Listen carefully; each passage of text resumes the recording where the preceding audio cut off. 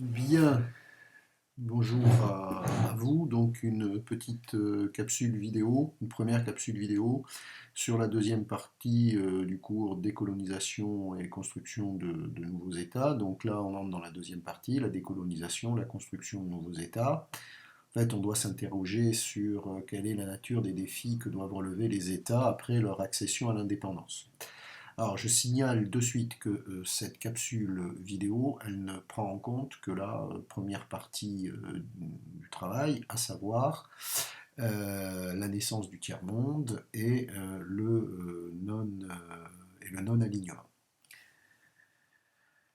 Hop, ok, donc c'est parti. Donc, construction de nouveaux États. Alors, le plan de la leçon, lui, s'organisera en trois temps. Un premier temps au travers donc, de la naissance du tiers-monde. Et encore une fois, je le rappelle, la vidéo actuelle ne prend en compte que cette première partie, les autres suivront. Une deuxième partie sur les défis politiques de l'indépendance. Et puis une troisième partie sur définir un nouvel ordre économique mondial. Alors en fait, on essayera de répondre ici à trois types de questions. Le tiers-monde, c'est qui, c'est quoi? Ce que nous allons faire dans cette capsule vidéo. Deuxième élément, les défis politiques de l'indépendance. Quel modèle de développement politique adopter? L'accession à l'indépendance, ça veut dire construire de nouveaux États et s'appuyer sur des modèles politiques et économiques. Et puis, définir un ordre économique mondial différent ou nouveau, comment garantir l'indépendance économique, car sans indépendance économique, il ne peut y avoir de souveraineté réelle et pleine. Ok, donc, première partie, la naissance du tiers-monde et du non-alignement, et je vous rappelle, ce diapo court, cette capsule vidéo ne traite pour l'instant ne traite que de cette première partie. Donc, premier temps, la conférence de Bandung, qui se déroule en 1955, dont vous avez ici la carte des pays qui vont y participer et qui est quasiment identique à celle qui est proposée dans vos manuels à la page 65. Alors nous, qu'est-ce qu'on va pouvoir retenir de cela? On va déjà retenir que Bandung se situe en Indonésie, que l'Indonésie est indépendante depuis 1945, c'est l'un des premiers territoires à avoir obtenu son indépendance, c'était une ancienne colonie néerlandaise, que l'initiative de la réunion de cette conférence, elle est principalement portée par donc l'Inde, l'Indonésie et le Pakistan, qu'on va y trouver 15 pays d'Asie, 9 pays du Moyen-Orient et seulement 6 États d'Afrique. Cette sous-représentation des États africains à cette date en 1955 s'expliquant par le fait qu'à cette date, l'Afrique est encore largement sous la domination des puissances européennes, principalement françaises et britanniques. Néanmoins, sont invités également à cette conférence les dirigeants de 30 mouvements anticoloniaux, c'est-à-dire des leaders qui luttent chez eux pour obtenir l'indépendance. Dans le texte que vous avez à la page 64, les conclusions de Bandung, et sur lequel je vais m'appuyer pour que ça soit le plus simple possible, la première dimension à retenir, c'est la volonté de légitimer la décolonisation, c'est-à-dire la rendre légitime. Et la rendre légitime par rapport à quoi? Notamment par rapport aux principes du droit international tels qu'ils ont été fixés par l'ONU. Or, l'un des principes majeurs sur lequel doit reposer l'organisation de la communauté internationale suivant les principes de l'ONU, c'est que les peuples ont le droit de disposer d'eux-mêmes. Donc, de ce fait, la colonisation n'est pas légitime et seule la décolonisation, je dirais, ça légitime de ce fait la décolonisation. Le tiers-monde, il faut essayer un petit peu maintenant de le caractériser. Alors déjà, ce terme, il a été créé dans les années 50 par un démographe français. Un démographe, c'est quelqu'un qui est spécialisé dans l'étude des populations, et en fait, il a créé, en repérant une similitude entre le tiers-État pendant la Révolution française, ou juste avant la Révolution française plutôt, et le tiers-monde donc dans les années 50. Et en fait, qu'est-ce que représente le tiers-monde? Ben, le tiers-monde, il représente la grande majorité de la population mondiale en termes démographiques. Qu'est-ce qu'il est exactement? Ben, il est inexistant sur la scène politique. Ça veut dire que on va peut-être pouvoir identifier un certain nombre de caractères communs, de caractères communs, de caractéristiques à ces pays du tiers-monde. Ça peut être une question au bac du type identifier ou citer deux caractères communs aux États du tiers-monde. Alors, ces caractères communs, bon, on en a déjà donné une, c'est le poids démographique. Dans les années 50, hein, l'Asie en particulier entre dans une très forte période de croissance démographique, et le centre de gravité de la population mondiale, il se place résolument dans ce monde asiatique. Ce tiers-monde, il n'a pas de reconnaissance internationale, même si les États qui ici sont présents à Bandung peuvent être des États qui ne sont pas nécessairement toujours des États qui viennent d'apparaître et qui viennent d'être décolonisés. Alors, le cas finalement le plus particulier, c'est le cas de la Chine. Dans les années 30, jusqu'en 1949, et la prise de pouvoir de Mao Zedong, donc la Chine, elle a connu une période de guerre civile, d'occupation étrangère avec l'occupation japonaise.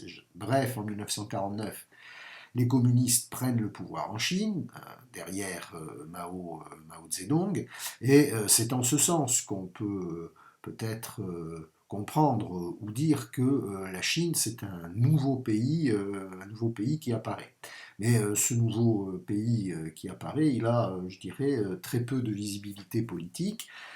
La preuve en est la suivante, c'est que jusqu'en 1971, le siège au Conseil de sécurité de l'ONU, qui était normalement dévolu à la Chine, était en fait occupé par les représentants de Taïwan.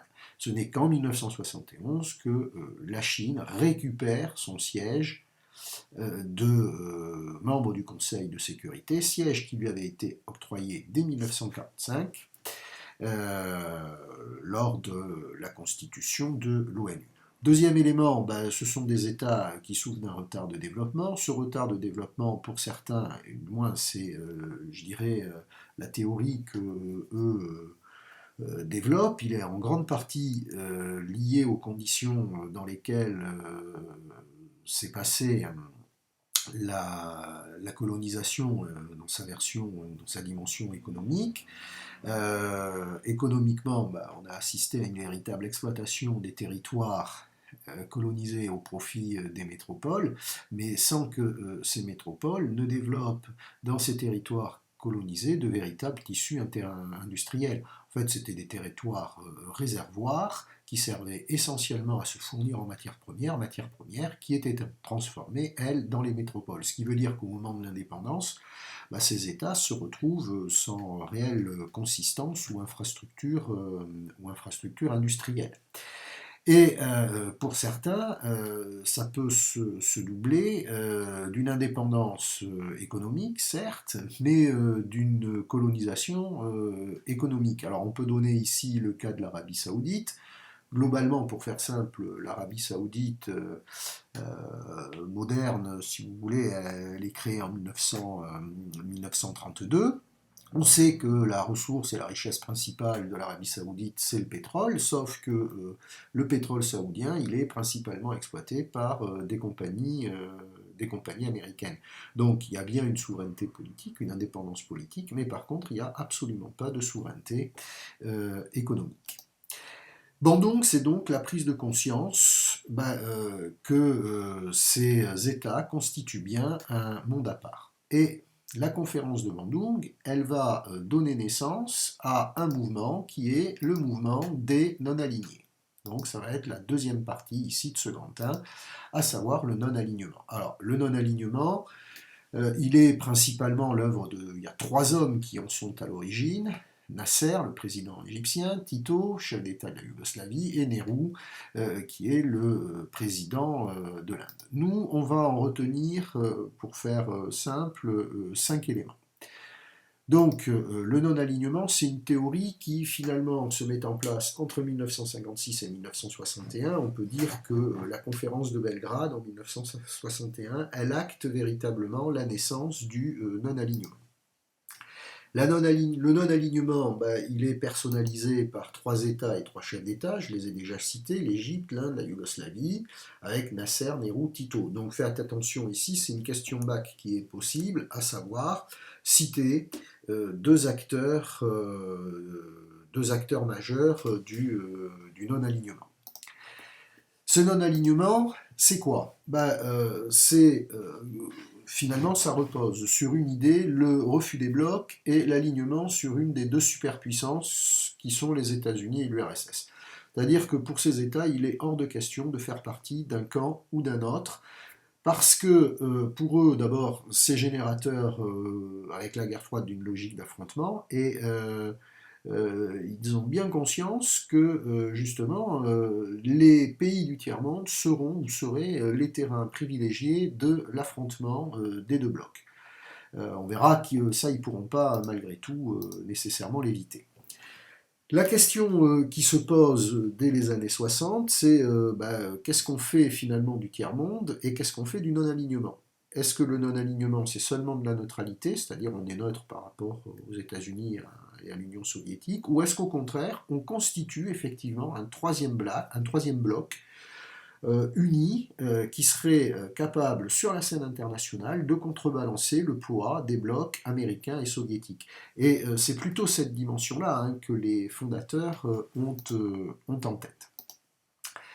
Le dernier élément, c'est que, bien évidemment, s'il y a une forte dimension politique dans le non-alignement, il y a aussi un volet économique qui est la volonté de pouvoir se développer et de garantir l'indépendance économique. Alors, un petit exercice donc de correction. L'exercice, vous l'avez sur le site en ligne, et vous l'aviez à la fin de la fiche de travail.